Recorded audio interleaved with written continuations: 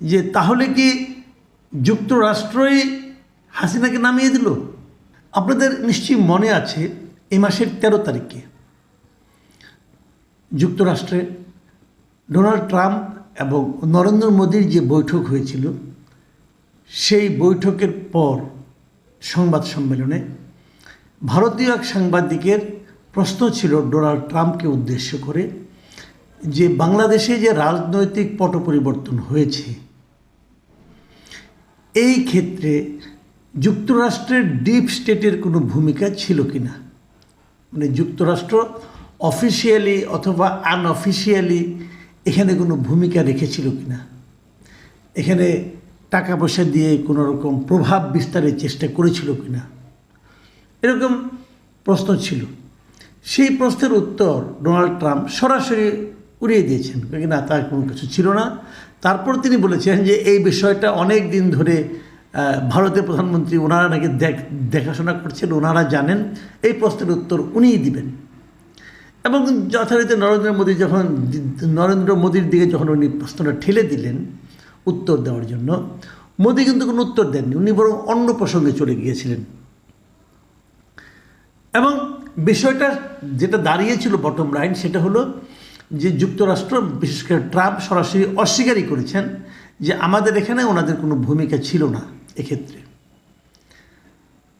এখন বুধবার মানে 19শে ফেব্রুয়ারি আরেকটা ঘটনা ঘটেছে, সেটা হলো যুক্তরাষ্ট্রের মায়ামি অঙ্গরাজ্যে ওখানে একটা অনুষ্ঠান ছিল, তাদের প্রেসিডেন্ট ওখানে উপস্থিত ছিলেন। সেটা হলো ফিউচার ইনভেস্টমেন্ট ইনিশিয়েটিভ, FII।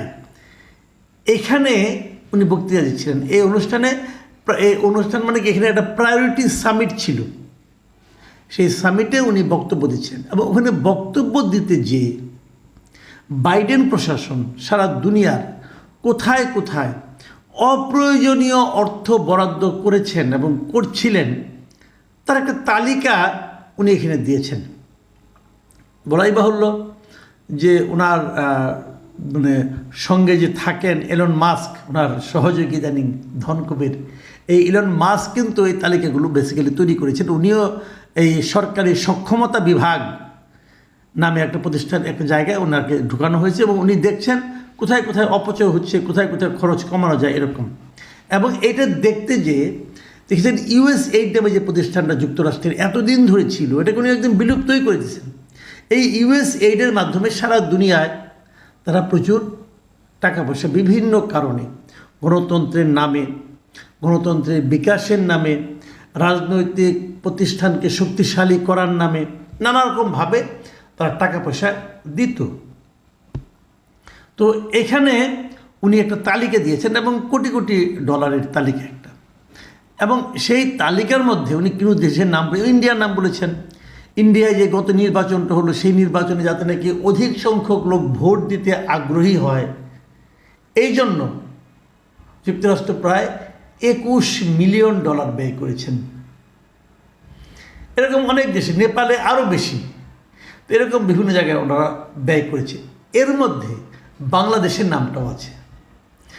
বাংলাদেশের জন্য ব্যয়ের পরিমাণ হচ্ছে $29 মিলিয়ন, মানে $29 মিলিয়ন, যেটা আমাদের টাকায় হচ্ছে $2,90,00,000, প্রায় 300 কোটি টাকার মতো হবে। তো এই টাকাটা তারা ব্যয় করেছে আমাদের এখানে।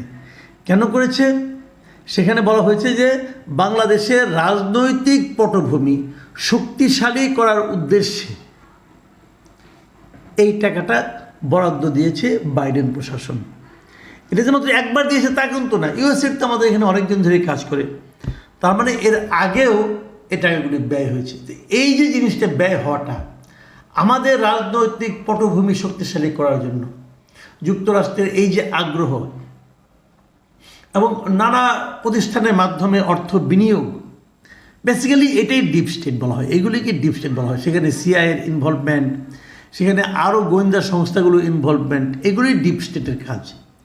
তো যে জিনিসটা উনি 13 তারিখে অস্বীকার করলেন, একদম মুখ পুছে অস্বীকার করলেন, 20 তারিখে আবার ওটাই উনি বলে দিলেন এবং ওনার এই বক্তব্য থেকে বেরিয়ে আসলো যে যুক্তরাষ্ট্রের ভূমিকা এখানে ছিল। তাহলে যে কথাটা এতদিন ধরে আওয়ামী লীগের পক্ষ থেকে বলা হচ্ছিল এবং আওয়ামী লীগের শেখ হাসিনা নিজেও বলেছেন, আগে ক্ষমতায় থাকতে বলেছেন যে যুক্তরাষ্ট্র তাকে ফেলে দিতে চায়, তাকে সরিয়ে দিতে চায়, এবং তারপরে ওনার পতনের পরে আওয়ামী লীগের অনেক নেতাকে বলতে শুনেছি যে শেখ হাসিনার পতনের পেছনে যুক্তরাষ্ট্রের একটা ভূমিকা ছিল। এই যে বিষয়গুলো ছিল, এই যে কথাগুলো, তো এগুলো একেবারে মূল্যহীন, একেবারে ভিত্তিহীন, এখন তো আর তা মনে হচ্ছে না, হয়তো বা ছিল। তাহলে এই টাকাটা তারা কোথায় ব্যয় করলো, অথবা কোথায় ব্যয় করতো, অথবা আগামীতেও বা কোথায় ব্যয় করবে? ধরেন যদি বাইডেন এখনও থাকতেন ক্ষমতায়, ধরা যাক, তাহলে তো এই অর্থটা তো বাংলাদেশে ইউনূস সরকারের জন্য পজিটিভভাবে ব্যয় হতো। ইউনূস সরকারকে আরও ভালো কিছু করার জন্য, ভালো কিছু দেখানোর জন্য হয়তো এটা ব্যয় হতো। আবার আওয়ামী লীগের ক্ষেত্রে, যারা আওয়ামী লীগ সরকার ছিল তাদেরকে ওখান থেকে নামিয়ে দেওয়ার জন্য হয়তো ব্যয় হয়েছে। অনেকে কিন্তু জিজ্ঞাসা করেন এই যে বড় বড় বিভিন্ন রকম আন্দোলন হয়, হ্যাঁ, হাজার হাজার মানুষ আন্দোলন করেন, এটা একটা ব্যয় আছে না, এই ব্যয়টা কোত্থেকে আসে? তখন দু একজন বলতো, ভাই এই যে খরচগুলো ভূতে যোগায়। তো এখন বোঝা যাচ্ছে ভূতটা বোধ হয় এটাই ভূত, এরাই ভূত।